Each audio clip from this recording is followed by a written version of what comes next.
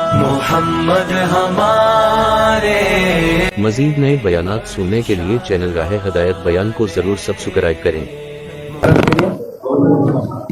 ہے نا، ہندوستان کی آزادی کے سلسلے میں وہاں کانفرنس ہوا، اس میں یہاں سے ذاکر حسین صاحب بھی گئے، تو کہتے ہیں وہاں اسلامک کنٹری کے بے شمار بڑے بڑے صدر اور حکام آئے ہوئے تھے، لیکن سب سے پہلے انہوں نے وہاں تبلیغ کا تعارف سب کے سامنے کرایا، اور نمبر 2 انہوں نے اذان دے کر باجماعت سب کو نماز کے لیے آمادہ کیا. انگلینڈ کے اندر اذان دے کے باجماعت نماز ذاکر حسین صاحب. بڑے بڑے اسلامی اسکالرس اور بڑے بڑے اسلامی پریزیڈنٹ وہاں پر موجود ہیں، لیکن اللہ تعالیٰ نے ذاکر حسین صاحب کے ذریعے باجماعت نماز. جب آدمی کا رخ صحیح ہوتا ہے تو آدمی کہیں پر بھی رہتا ہے اپنے مقصد کو بھول کر. ہم تو ایسے بننا چاہتے ہیں. اس لیے مولانا الیاس صاحب رحمۃ اللہ علیہ علی گڑھ جاتے تھے، جامعہ ملیہ جاتے تھے، تو کہتے تھے مجھے اس کے اندر کچھ ایسے نورانی چہرے نظر آ رہے داڑھی کرتے پاجامے میں، اور اللہ تعالیٰ نے وہ پیشین گوئی پوری کر. مجھے ان کے اندر اچھے نیک انسان، بھلے انسان ان اسٹوڈنٹس میں مجھے نظر آ رہے جو آگے چل کے دین دار. یہ مولانا الیاس صاحب رحمۃ اللہ علیہ اپنی گہری نظر، بصیرت سے، فراست سے اس زمانے میں بول کر گئے. اس لیے اس زمانے سے جب بھی کالج یونیورسٹی کے بچے یہاں آیا کرتے تھے، مولانا الیاس صاحب، مولانا یوسف رحمۃ اللہ علیہ انہیں بڑی قدر کی نگاہ سے دیکھتے. کیسے دیکھتے تھے؟ بڑی قدردانی کی نگاہ سے دیکھتے، اور کہتے تھے تم یورپ جاؤ گے، تم امریکہ جاؤ گے، اور تم جو ہے فرانس جاؤ گے، اور تم جو ہے آسٹریلیا جاؤ گے. کہتے تھے تم میں سے ایک ایک آدمی ایک ملک جائے گا اور وہاں جا کے اللہ کے نبی کا دین کو جو ہے زندہ کرے. آپ بھی کریں گے انشاءاللہ؟ پکا ارادہ انشاءاللہ. یہ بہت بڑی آپ کی ذمہ داری. ہم لوگ کا چائنا کا سفر ہوا، ووہان ایک پروونس ہے، ووہان، سب یونیورسٹی آئے ادھر، تو ہمیں لے کر گئے.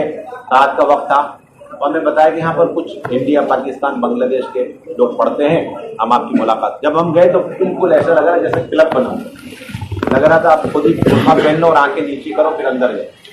لیکن اللہ کی شان، جب ہم اندر گئے تو بہترین قرآن کے پڑھنے کی آواز ایسے لگ رہا جیسے حرم شریف میں دور سے چلتے آتے نا، حرم کے قریب قریب، اتنی عمدہ آواز، پیاری آواز. اور رمضان کا مہینہ تھا. جب ہم لوگ جیسے آگے پہنچے تو حیرت کی انتہا نہیں رہی، تو دیکھا وہاں تراویح کی نماز، ووہان چائنا میں، ووہان میں کالج کے اندر نماز باجماعت تراویح ہو رہی. کیا ہو رہی؟ اور پڑھانے والا کون؟ ایک انڈین بچہ، کیرلا کا وہ اسٹوڈنٹ، میڈیکل بچہ، میڈیکل پڑھ رہا تھا وہاں، کیرلا کا بچہ، وہ قرآن حافظ قرآن. اور اس کے پیچھے تقریباً 250-300 اسٹوڈنٹ. اس میں کیا موروکو، ویسٹ افریقہ، ساؤتھ افریقہ، اور پھر ادھر یورپ کے، پھر سعودی عرب کے سارے بچے. سب نے اپنے اپنے کمروں میں لنک دے رکھا، چھوٹا سا وہ مائک دے کر کے کنیکشن کر کے، اور پھر نماز پڑھو. کیا کر رہے؟ اور نماز ختم ہوئی تراویح، فوراً لوگ، وہی مولوی صاحب حافظ صاحب تھے، فوراً بیٹھ گئے اور منتخب احادیث سے تعلیم شروع کر. اور اس کا فوراً ٹرانسلیشن ہو رہا، 8-10 لینگویج میں اس کا ٹرانسلیشن. جب اس سے فارغ ہوئے، اب فوراً 2-2 کی جوڑی بن گئی. اب پورے ہاسٹلوں میں پھیل کر کے رات کی اندھیری میں لوگ ملاقات کرتے.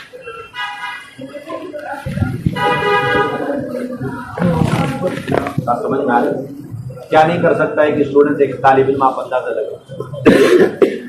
ایک اور ہمیں علاقے میں لے کر گئے، چائنا میں ایک اور علاقے میں لے کر گئے. وہاں پر انہوں نے چھت پہ جو ٹیرس ہوتا ہے، چھت، اس کو کسی طرح کیش کر کے لے کر کالج والوں سے اسے انہوں نے اپنا مرکز اور اس کو اپنا جامع مسجد بنایا. اور جمعے کی نماز ہو رہی، تقریباً 500 اسٹوڈنٹس پڑھ رہے جمعے کی نماز چھت کے اوپر. جبکہ ایسا ماحول ہے کہ وہاں تنہا آدمی اپنی نماز پڑھنا مشکل ہے.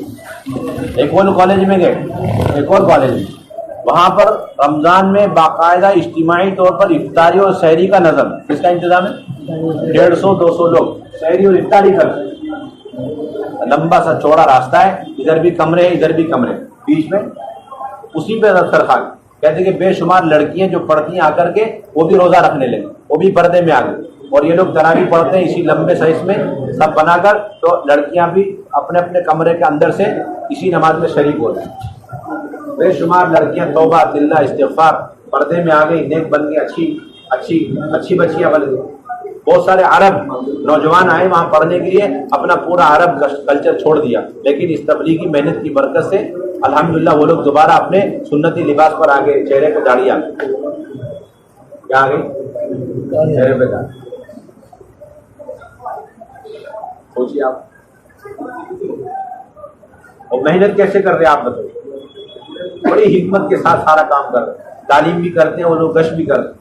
हमें लेके एक जगह बोले कि कैप लगाना पड़ेगा, मैंने कहा हम लगा लेंगे, वह पीछे आपको बैग लटकाना पड़ेगा, जैसे कॉलेज का बैग लटका लेंगे, कहीं साइकिल चलाना पड़ेगा वो भी चलाएंगे, 20 साल बाद साइकिल, तो आगे रहबर है, आगे गेटर रहबर आगे, उसके बाद हमारा एक साथी, फिर एक रहबर है, उसके बाद हम, और बोले कि आज से हमें 4 दरवाजे से अंदर एंट्री मार, और एंट्री मार करके फिर उसके बाद हम एक कमरे में गए, ऐसा लग रहा जैसे आज हिंदुस्तान में किसी मरकज में मस्जिद में पहुंच गए। वहाँ माशाल्लाह 50 लोग, बांग्लादेश, इंडिया, पाकिस्तान के लोग, और सब माशाल्लाह दाढ़ी कुर्ते पजामे में, पता चला गश्त हुआ है और अब माशाल्लाह बयान होने वाला, सारी मेहनत अंदर ही अंदर हो रही है।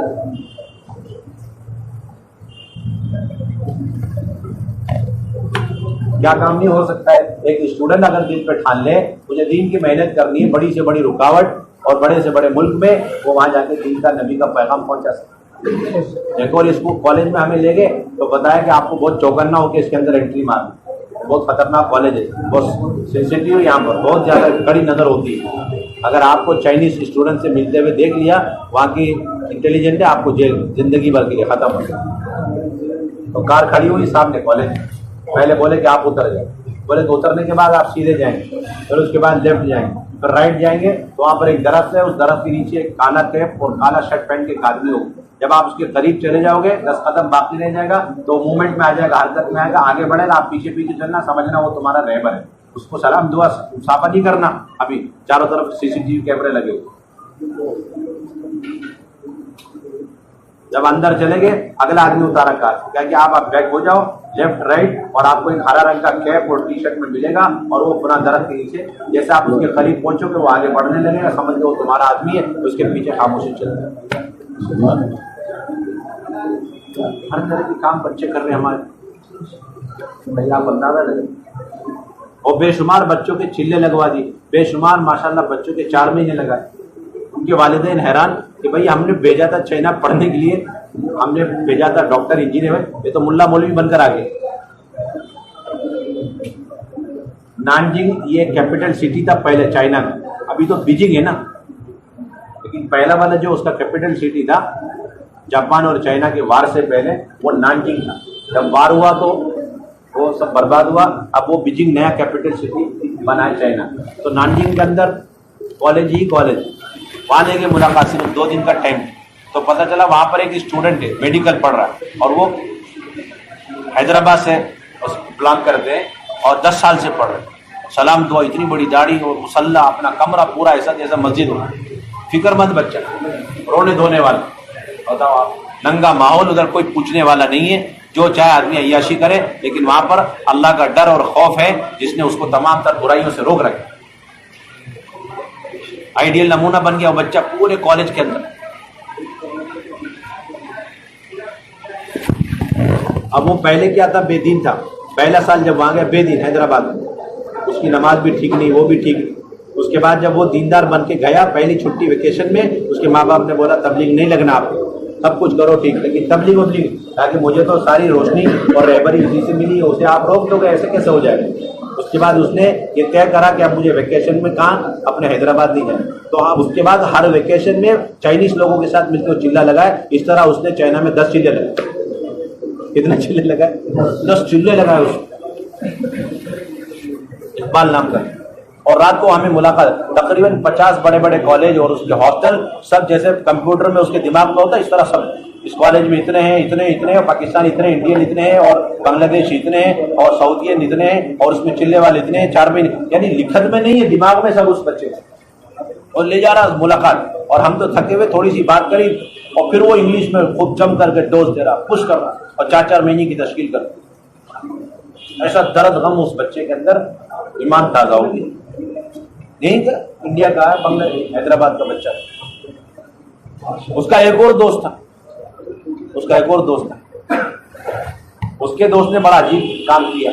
उसने एक होटल खोल लिया, बोले कि यहाँ कोई पक्का मुसलमान है, अगर देखना है तो आसान तरीका है कि वो हमारे होटल में आ गया, तो इसका मतलब है वो पक्का मुसलमान, क्योंकि वो हलाल खाना हम रखते हैं अपने पास, इधर उधर का नहीं रखते। تو مسلمانوں کو پکڑنے کے لیے, صحیح آدمی کو پکڑنے کے لیے دونوں دوستوں نے مل کے ایک ریسٹورینٹ کھولی.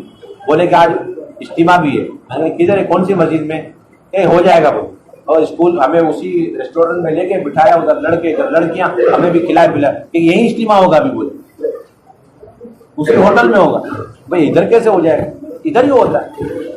چنانچہ کھانا پینا سب ہو گیا. ایک اناؤنس کیا انگلش میں, عربی میں اور جو ہے لینگویج میں. تو ساری لڑکیاں ایک طرف ہو گئے, سارے لڑکے ایک طرف ہو گئے. بولے مولوی صاحب بات ہوئی آدھا پون گھنٹہ ماشاءاللہ. اور اس کے بعد لڑکیوں کی تشکیل ہوئی, لڑکوں کی تشکیل. کہ 10 سال سے ریسٹورینٹ چلا کے نہ جانے کتنوں نوجوانوں لڑکیوں کو اللہ تعالیٰ نے ہدایت دے دی. وہ داڑھی کرتے پجامے پہ آ گئے اور ماشاءاللہ سنتی لباس پر آ گئے اور پوری زندگی چینج ہو گئی. اور وہ آج اپنے ملکوں میں جا کے دین کے بڑے داعی بن گئے. اور وہ اس ہوٹل کو, اب وہ پڑھائی تو ہو گئی لیکن وہ چھوڑ کر آنے کو تیار نہیں کہ یہ میرا مرکز کا کیا ہوگا جو لوگوں کی ہدایت کا ذریعہ بنا تھا. اس کی وجہ سے بیچارہ وہ چائنا چھوڑ کے آنے کو تیار. تو ایک لوگ ہوتے ہیں جو کمانے کی وجہ سے ملکوں کو چھوڑ کے آنے کو تیار نہیں. ایسے بھی نوجوان اس دنیا میں کہ جو صرف دین کے خاطر ملکوں کو چھوڑ کے واپس آنے کو تیار. سوچو یہ سب ادھر ادھر کی باتیں ہم نے اپنی آنکھوں سے دیکھی.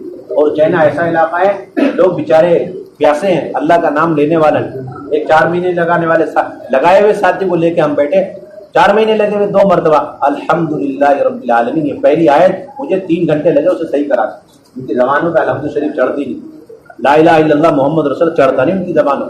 ایسا دین کی محنت ادھر سے ختم ہو, جبکہ وہ اپنے آپ کو اوریجنل مسلمان سمجھتے ہیں. کیونکہ صحابہ سب سے پہلے چائنا گئے, کہتے ہیں وہ ہم سے پوچھتے ہندولا یعنی ہندوستان کے اندر مسلمان ہے, ہم سے پوچھتے اپنے کو اوریجنل قدیمی مسلمان سمجھتے. اور ہم سے پوچھتے کہ یہاں پر مسلمان ہے کیا, پوچھتے ہندوستان میں